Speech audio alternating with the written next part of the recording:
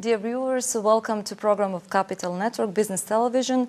Today's guest is Bruce Jaffee, Professor of Business Economics and Public Policy at Indiana University, Kelley School of Businesses, and visiting Professor of International Graduate Business School, Zagreb. It's great to be here. Thank you. Thank you for coming to Capital Network Business Television. My pleasure. This is not your first visit to Zagreb and Croatia. Can you tell us a little bit more why you're here? Well, I've probably been here about a dozen times over the years. Mostly since this particular program started in 2001 or 2002. This particular trip is focused on graduation ceremony for the fourth generation of students and recruitment and orientation for the fifth generation of students who will start in November. And we've almost filled up that class, but we still have a few more openings in that class for any students that want to start the MBA program in November. How did the whole story started about the cooperation between Indiana University, Kelley School of Business, and University here, International Graduate Business School in Zagreb? Well, it started way back, I think, in 2001, when the U.S. was essentially saying we like the transition and the changes in Croatia. The economy, the political situation, and the educational system seem to be in pretty good shape. But one thing that we think that Croatia really could use is advanced management education designed in a Western or an American style. So it was really a combination of input from then the staff of the American Embassy and support from the Ministry of Education in Croatia, who said, let's get a high-quality American business school to work with institutions in Croatia to establish a high-quality MBA program. And through a competitive process, Indiana University, its Kelley School of Business more particularly, was selected to be the advisor to develop this program. We went through a number of changes to figure out the best model. But by 2002 or 2003, we had partnered with the Economics Institute of Zagreb, established the International Graduate Business School in Zagreb, and started teaching the first generation of Croatian students to get an MBA, with about, the percentages have changed over time, but initially about 70 or 80% of the classes were taught by American professors in individual two-week models, and now the percentage is down a bit to about 70% are taught by Kelley School faculty members. And how does the Kelley MBA program looks like, and how you really put it in work here in Croatia? What are the differences, basically, of the programs? That's a really good question. I mean, our basic model is to design the program here exactly like we would in the United States and do in the United States, with, of course, a couple of exceptions. Back in the United States, students will take maybe 4 or 5 classes together. Here, because it's a part-time evening program and faculty are only here for 2 weeks, the students take 1 class at a time, an intensive class Monday through Friday for 2 weeks, roughly 4 hours a day, but 1 class at a time.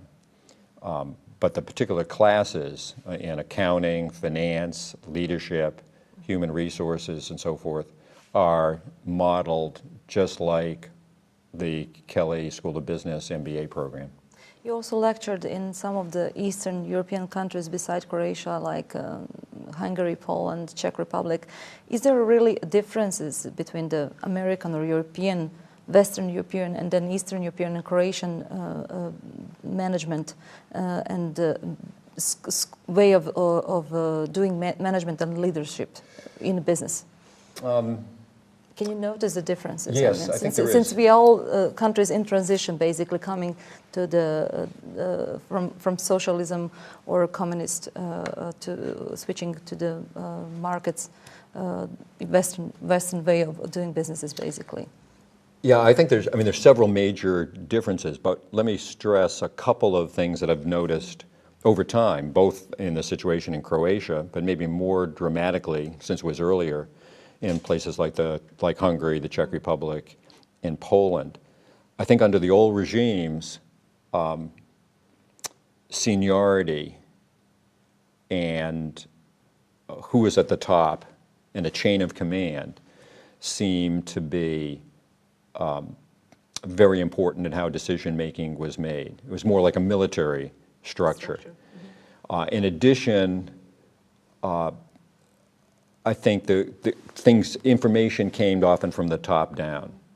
I think in Western and more particularly effective American business situations, it's much more collaborative, much more focused on communication with ideas coming from sort of the bottom up to the top, and teamwork.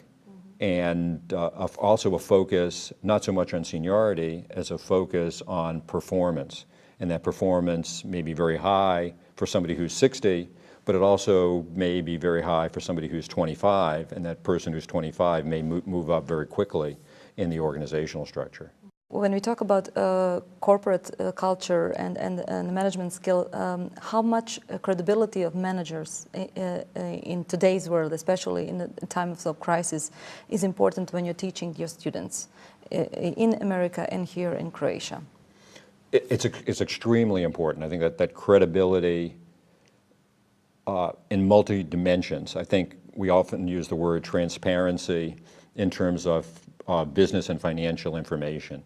So the information that you give, whether it's a contract or an accounting statement or simply an invoice, actually represents the relationship and the information that's important for both sides of the business transaction. Second is a critical word of trust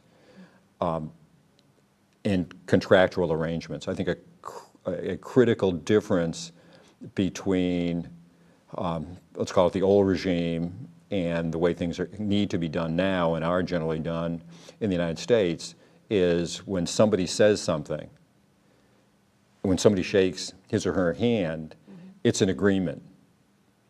It's not something that's going to be changed. So you have a relationship and you can trust that relationship, and all information is provided, so there are no surprises.